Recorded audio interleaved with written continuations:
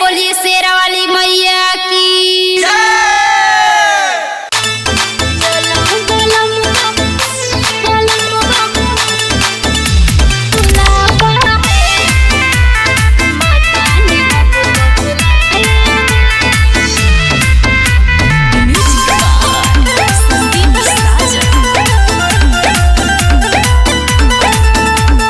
सपना में देखनी हम माता के अपना छन छन बाजत रहे माई के कंगना।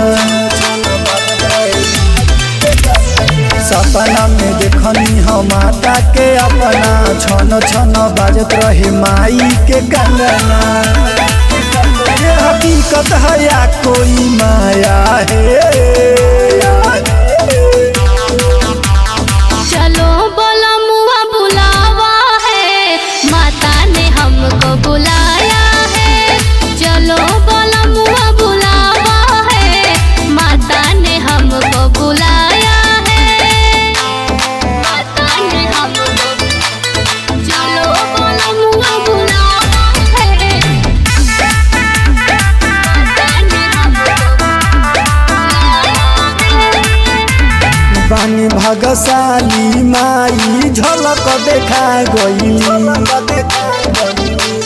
हमके बोलावे खातिर माई शेरावा पाया गई।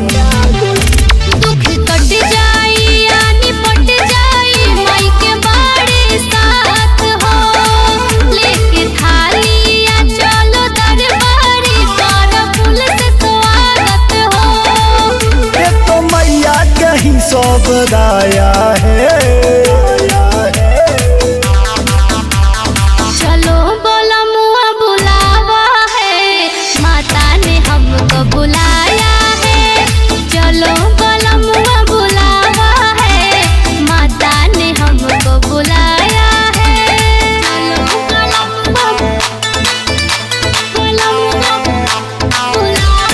है, माता ने हमको